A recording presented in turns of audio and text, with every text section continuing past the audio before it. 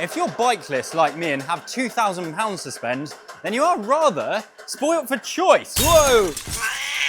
But at this price point, what is the best bike for you? Do you go for a carbon frame and sacrifice on group set? Do you go for one of the big brands? Do you go for something a little bit cheaper? Well, we're going to answer all of that and whether you get more for your money now than you did a decade ago.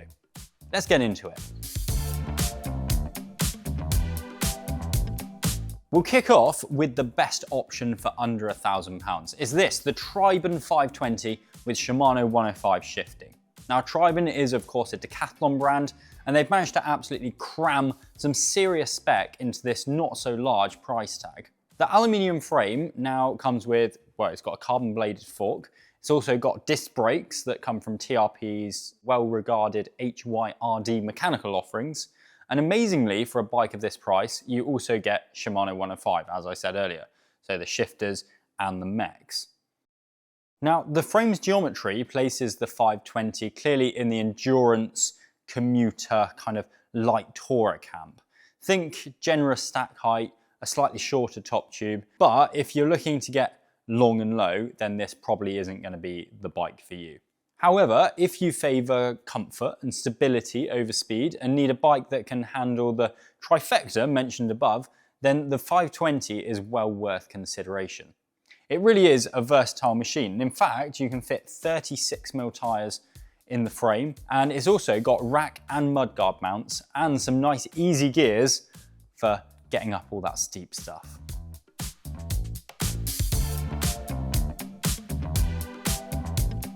Right, so the Allez name has been absolutely synonymous with the back door into high performance road bikes for years. If it has the Allez name, it has that legacy to live up to. And I was a little bit fearful about this one because they seem to have kept the Allez branding quite, well, it doesn't hardly says it anywhere, but it does say it here. And luckily, it does live up to that name. So let's just get this straight. The Allez is not just a bike that is pretending to be a tarmac. In fact, with this version, Specialized has started with the geometry off of their Roubaix and then tweaked it. And to be fair, its judgment has been absolutely spot on.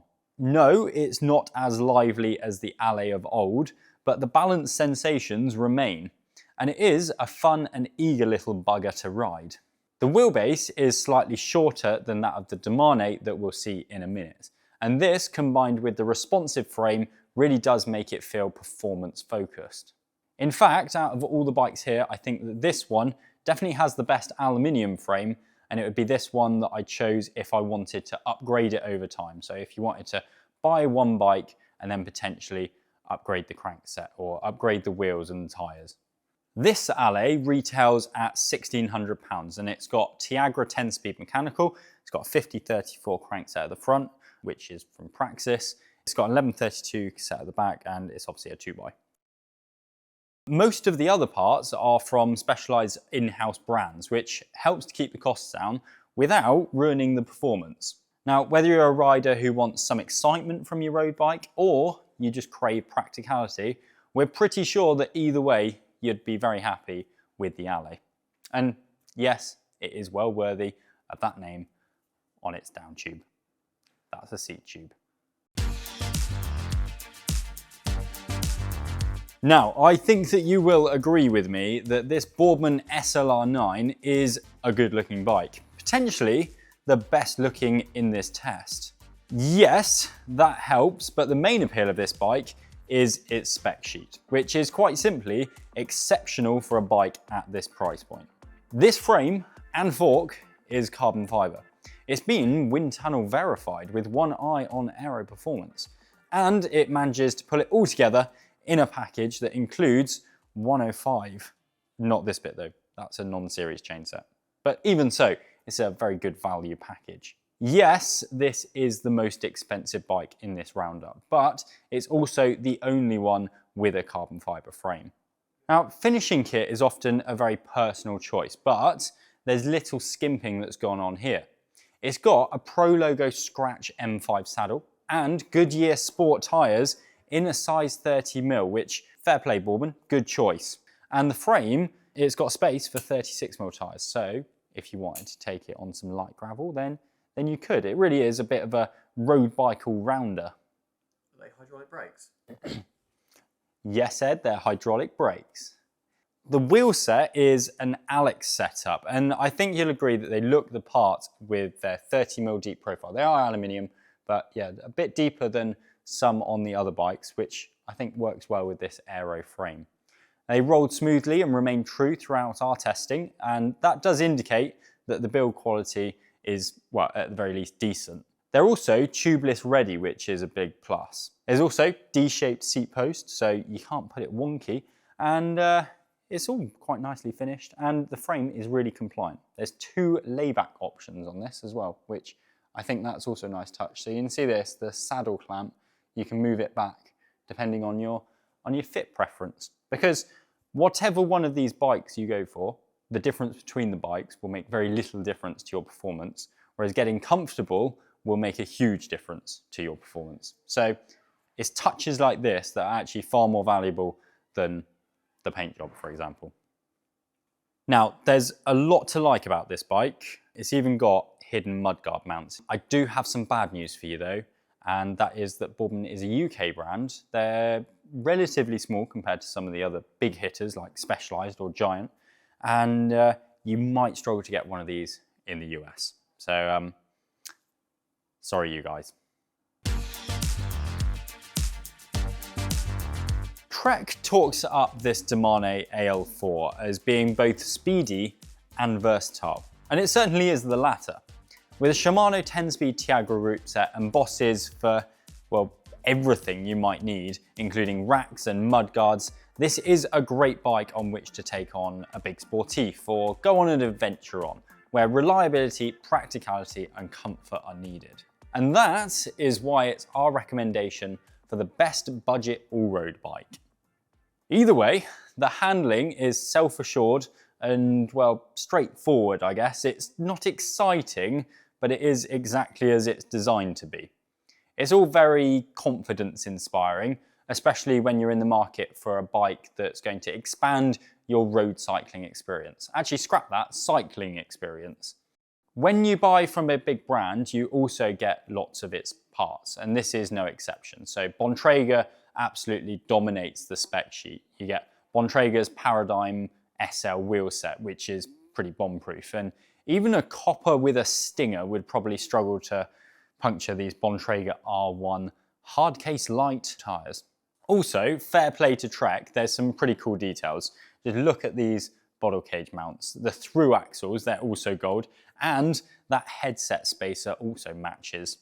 And this generation also gets semi-integrated cable routing, which actually we don't like that. It does kind of make things, well, everything a lot more complicated. Issues with routing aside, once set up, you can ignore that, and it is a very competent, compliant, incredibly practical, and pretty good looking bike. That should make it easy to live with, ride, and enjoy in a whole variety of different settings. We are, of course, well aware that plenty of people aren't all that keen on disc brakes and would rather rely on something with rim brakes. Rim brake bikes are becoming less and less common, but our pick of the now limited bunch has to be this Cannondale CAAD Optimo 4. Put simply, it's good value, has stable and predictable handling and reliable components. It's built around a frame that uses Cannondale's SmartForm tech, which is designed to balance strength and weight, with the addition of a carbon fork to hopefully reduce some of that road chatter.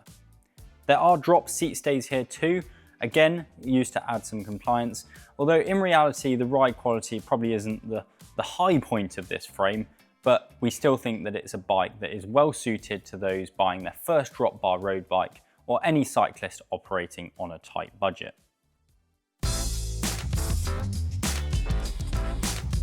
You've watched this far and your reward is what we think is the best new bike that you can buy for under £1,800. In a market where many direct-to-consumer brands can offer carbon frames, it's easy to overlook the value of a well-executed alloy road bike. The Giant Contend SL1 is just that, showing that there's life left in aluminium yet, if it's done right. Retailing for £1,649, that's $2,100, and weighing in at 9.5 kilos, this is a bike that offers a thoughtful spec, solid performance and real-world versatility without trying too hard to be something it's not. Built around Giant's Allez SL grade alloy frame and matched with a full carbon fork, the Contend SL1 has a balanced geometry that straddles the line between sporty and endurance. It's quick without being twitchy, composed without feeling dull, and Shimano's mechanical 105 12-speed group set provides smooth and reliable shifting. Giant provides much of the finishing kit itself, including the saddle, wheels and tyres, and the result is a package that rewards input without punishing you for missteps. Looks-wise, the Contend plays it safe, but cleanly. Internal cable routing helps, and the paint job is solid. Mudguard mounts add practicality without visual clutter, and in short, the Contend SL1 proves that you don't need carbon to have a good time on the road. It's not flashy, but it's well built, nicely spec'd, and just plain enjoyable to ride. For riders who want reliable performance without breaking the bank or sacrificing versatility, it's really hard not to recommend this bike. So there you have it. I think you'll agree that you can get a hell of a lot of bike for under £1,800, but which one is best? Well, as always, there's something for everyone. But Andy, Cycling Weekly's tech editor, has been out riding all of these bikes back to back and reckons that the Giant Contend is the bike that he would have. It just keeps things simple, but executes it brilliantly. So well, in fact, that it's already buggered off to the next reviewer. So, second question, do these bikes offer you more than you could get 10 years ago? Well, this is a debate that we've also been having here at Cycling Weekly, and the simple conclusion is yes. Contrary to what we often hear, you do get more for your money now. Full carbon forks and carbon steerers have improved weight and steering responsiveness. Wider tyres make them, well, quite a lot more versatile. Hydraulic discs are now the norm, and in some cases, you can even get 12-speed shifting. Worries about harsh ride characteristics are also less of a worry now than they used to be, as every bike in this test proved ably. And anyone who says that one material is infinitely better than another, well, I just don't believe them and don't think they've tested many good bikes. As always, let us know whether you agree or disagree with us in the comments below. Make sure you're subscribed to the channel for lots more bike stuff, and we'll see you next time. Now, which one shall I take home? Where's my trolley?